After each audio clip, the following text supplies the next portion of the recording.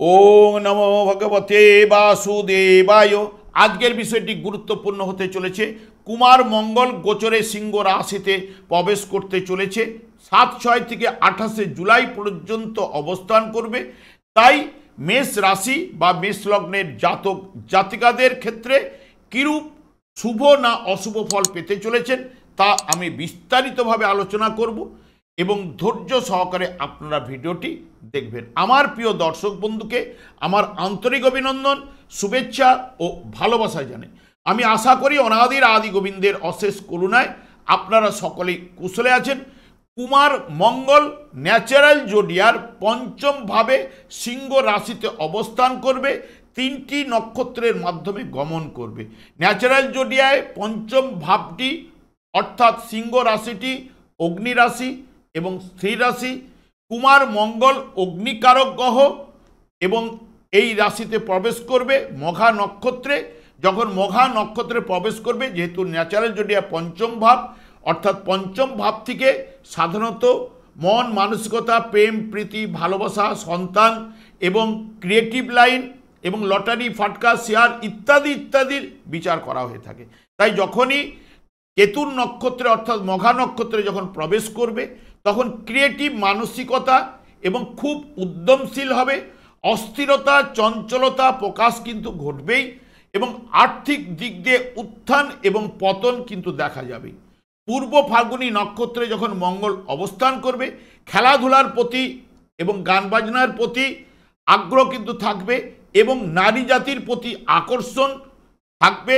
বিবাহিত জীবনে আনন্দ এবং ইঞ্জিনিয়ারিং লাইনের উপর দক্ষতা এবং চিকিৎসা জগতে এবং পুলিশ বিভাগেও কর্মরত হতে পারেন। এবং যখন মঙ্গল উত্তর ফাল্গুনী নক্ষত্রে প্রবেশ করবে, উত্তর ফাল্গুনী নক্ষত্রটি হচ্ছে রবির নক্ষত্র। জাতক জাতিকাদের মধ্যে অপর ব্যক্তিকে নিজের আয়ত্তে রাখার চেষ্টা, রাশভারী ভাব কিন্তু বজায় থাকবে, ডাইনামিক ব্যাপারও কিন্তু থাকবে। এখানে মঙ্গলের সঙ্গে কেতুও কিন্তু অবস্থান করতে চলেছে, তাই মাঝে মধ্যে হতাশা কিন্তু আসবেই। মঙ্গল কিন্তু ম্যাগনেসিয়াম নির্দেশ করে, যা দেহের উৎসেচকের সক্রিয়তা রক্ষা করে, যেমন পেশি স্নায়ু নিয়ন্ত্রণ করে, অনিয়ম হৃৎস্পন্দন, হাড় ও দন্ত মাংসপেশি সংকোচন করে। তাই সবুজ শাকসবজি, মাংস, পাউরুটিতে প্রচুর ম্যাগনেসিয়াম কিন্তু পাওয়া যায় এবং সামুদ্রিক লবণও মঙ্গলের দ্বারা নির্দেশিত। রক্ত মূত্র অম্ল ও ক্ষারত্ব রক্ষা করে, থাইরয়েড এবং রক্তের হিমোগ্লোবিন প্রস্তুত করতে সাহায্য করে এবং মাছ মাংস ডিম ভুট্টা মুসুর ডালের অভাবে রক্ত অল্পতা, কলেরা, আন্ত্রিক ইত্যাদি ইত্যাদি কিন্তু দেখা যায় এবং আয়রনের অভাবেও কিন্তু হিমোগ্লোবিন বা রক্ত অল্পতাও কিন্তু দেখা যায়। এরপরেই আমি চলে আসছি। দেখুন, যেহেতু মেষ রাশি বা মেষ লগ্নের জাতক জাতিকাদের ক্ষেত্রে সিংহ রাশিতে কুমার মঙ্গল কিন্তু প্রবেশ করবে 7-6 থেকে 28 জুলাই পর্যন্ত এই জায়গায় অবস্থান করবে। 3টে নক্ষত্রের মাধ্যমে প্রবেশ করবে। মঙ্গল যখন কেতুর নক্ষত্রে প্রবেশ করবে, কেতুও কিন্তু এই মঙ্গলের সঙ্গে যুক্ত অবস্থায় কিন্তু পঞ্চম ভাবেও অবস্থান করবে। যেহেতু মঙ্গল আপনাদের ক্ষেত্রে রাশিপতি এবং অষ্টমপতি পঞ্চমে বসে রয়েছে, তাহলে 5, 1, 8 নির্দেশক। কেতু নক্ষত্রে থাকায় কেতু পঞ্চম ভাবের নির্দেশক। তার সঙ্গে সঙ্গে মঙ্গলের 3টে দৃষ্টি রয়েছে। এক হচ্ছে চতুর্থ দৃষ্টি এই জায়গায় পড়বে অষ্টম ভাবে এবং সপ্তম দৃষ্টি রাহুর উপরে কুম্ভ রাশিতে পড়বে এবং অষ্টম দৃষ্টি এখানে ঠিক দ্বাদশ ভাবে এবং শনির উপরে কিন্তু পড়বে।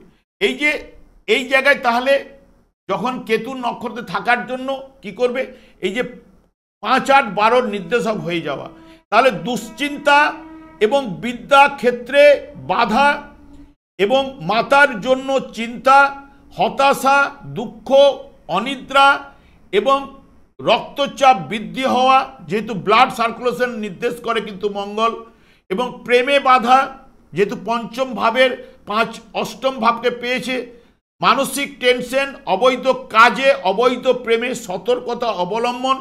এখান থেকে কিন্তু যেহেতু ন্যাচারাল জোডিয়া পঞ্চম ভাব আমি একটু আগেই বলে গেছি যে লটারি, ফাটকা, শেয়ার ইত্যাদি ইত্যাদি বিচার্য, সন্তানের বিচার। তাহলে হঠাৎ লাভ এবং লটারি বা শেয়ার থেকে লাভের সম্ভাবনা এগুলো কিন্তু দিয়ে থাকবে। পেট গরম, সন্তানের দ্বারা ক্লেশ এবং অপ্রত্যাশিত লাভ অষ্টম ভাবের জন্য এগুলো কিন্তু নির্দেশ করবে। যদি কেতু নক্ষত্রে থাকাকালীন, যদি জন্মকালীন যদি অশুভ থাকলে এই প্রভাবগুলো পাওয়ার সম্ভাবনা দেবে।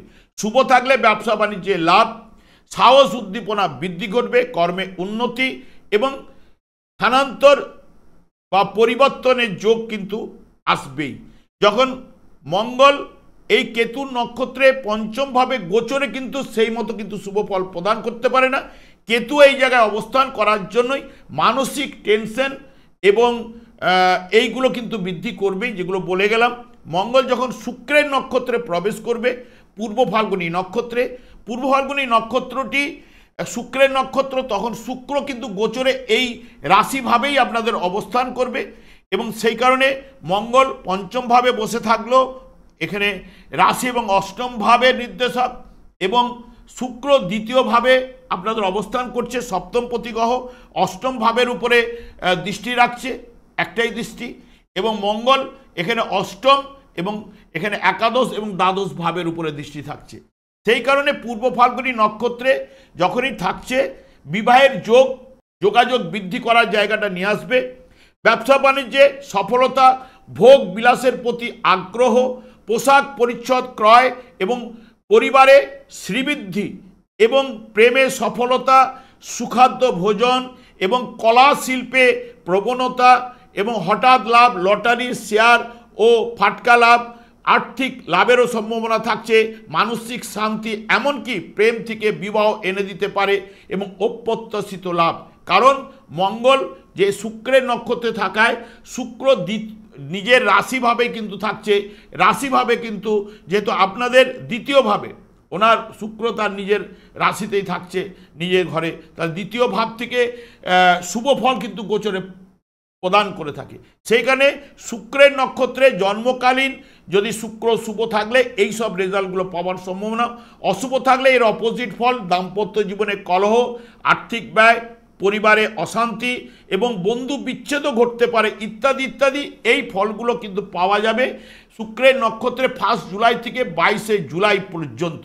এটা কিন্তু মাথায় রাখবেন, 1 জুলাই থেকে 22 জুলাই পর্যন্ত শুক্রের নক্ষত্রে পূর্ব ফাল্গুনী নক্ষত্রে কিন্তু মঙ্গল অবস্থান করবে। যখন উত্তর ফাল্গুনী নক্ষত্রে 23 জুলাই থেকে তারপরে রেজাল্টটা পাওয়ার সম্ভাবনা দেবে। এখানে উত্তর ফাল্গুনী নক্ষত্রে অধিপতি গ্রহ রবি তখন এই জায়গায় কিন্তু গোচরে অবস্থান করবে। যখন চলবে তখন এমনিতে মঙ্গল এই জায়গায় অবস্থান করছে পঞ্চম ভাবের অধিপতি গ্রহ, রাশিভাব এবং অষ্টম ভাব, এবং তার সঙ্গে সঙ্গে রবি নক্ষত্রে থাকার জন্য রবি চতুর্থভাবে বসলো পঞ্চম প্রতি গ্রহ। তাহলে পঞ্চম ভাবের উপর পাওয়ারফুল সবাই থাকছে, কেতুও থাকছে, মঙ্গলও থাকছে, রবিও থাকছে। এখানে স্বাস্থ্য বিষয়ে কিছুটা দুর্বলতা, কারণ পঞ্চমের দ্বাদশভাবে থাকার জন্য, এবং বিষণ্ণতা, সংসারে কিছুটা যদি অশুভ থাকলে অশান্তি, কারণ চতুর্থভাবে রবি কিন্তু গোচরে শুভ ফল প্রদান করতে পারে না। পঞ্চমপতি হলেও আর্থিক চাপ, বিষয় সম্পত্তিগত সমস্যা এবং সম্মানহানি, শত্রুর দ্বারা ক্ষতি এবং প্রেমে বাধা, অবৈধ কাজকর্মে সতর্কতা। কিন্তু অপ্রত্যাশিত হঠাৎ লাভ, লটারি বা শেয়ার থেকে যেহেতু অষ্টম ভাবের নির্দেশক, যেহেতু 5-8 একাদশ ভাবের নির্দেশক হওয়ার জন্য রবি এগুলো আনতে পারে। তো যদি জন্মকালীন শুভ থাকলে চতুর্থ ভাবে অর্থাৎ কর্কট রাশিতে, এটা মায়ের ঘর, তাহলে এই জায়গায় থাকার জন্য পরিকল্পনায় সাফল্য এবং মানসিক শান্তি পঞ্চমভাবের নির্দেশক হওয়ার জন্য, সম্পত্তি লাভ, গৃহে ও সংসারে সুখ শান্তি, বাড়িতে আত্মীয় সমাগম এবং মাতৃসুখ, সন্তান দ্বারা সুখ, এগুলো কিন্তু নির্দেশ করবে যেহেতু এই জায়গায় যেহেতু রবি নির্দেশক হওয়ার জন্য। এবং যারা এটা 23 জুলাইয়ের পর থেকে পাওয়ার সম্ভাবনা, 28 জুলাই পর্যন্ত এই ঘরে থাকবে, তারপরে রবির নক্ষত্রে থাকবে, সেটা 28 জুলাই পর্যন্ত পাওয়ার সম্ভাবনা এগুলো দেবেই। যদি দেখেন মঙ্গল জন্মকালীন অনেকের ক্ষেত্রে অশুভ থাকে, এইখানে পঞ্চমভাবে এই প্রায় 45 দিন অবস্থান করে, তাই নানান দিক দিয়ে যাদের অশুভ থাকলে অশুভ ফল পেতে বাধ্য, কারণ কোনো গ্রহ খারাপ বা অশুভ নয়। জন্মকালীন যে সকল জাতক জাতিকাদের যদি দুর্বল স্থানে অবস্থান করে বা পীড়িত অবস্থায় যদি অবস্থান করে থাকে বা দুস্থানে থাকলে তাদের ক্ষেত্রে অশুভ ফল প্রদান করে থাকে। এবং যার জন্মকালীন যদি উচ্চস্থ স্বক্ষেত্রে কেন্দ্র কোণে বসে যদি শুভ নক্ষত্রের মধ্যে অবস্থান করে তাহলে তারা কিন্তু শুভ ফল প্রদান করে থাকে। যার যে সকল জাতক জাতিকাদের অশুভ থাকছে অশুভ ফল পেতে বাধ্য, শুভ থাকলে শুভ ফল পেতে বাধ্য। যারা অশুভ ফল পেতে মানে বুঝতে পারছেন যে আমি অশুভ ফল পাচ্ছি, তারা কি করবেন, বাড়িতে একটি নিম গাছ টবে লাগান এবং প্রত্যেক দিন বা নিয়মিত আপনারা জল দান করবেন এবং বৃহস্পতিবার বা মঙ্গলবার করে এই দুটো দিন অতি অবশ্যই ধূপ জেলে নিজেদের মনস্কামনা জানাবেন। মনস্কামনা জানালেই দেখবেন অনেকের ক্ষেত্রেই যে কিছুটা হলেও শুভ প্রভাব ফেলবেই বা শুভ প্রভাব কিন্তু তাদের মধ্যে আসবেই। আমি আর দীর্ঘায়িত করছি না। আমি আচার্য কমল শাস্ত্রী প্রত্যেক বুধবার এবং শুক্রবার সন্ধ্যা 8:30 এই চ্যানেলে লাইভ অনুষ্ঠান নিয়ে উপস্থিত হই। ঠিক ওই সময় আমাকে ফোন করলে আপনাদের নিজেদের ভাগ্য বিষয়ে জানতে পারবেন।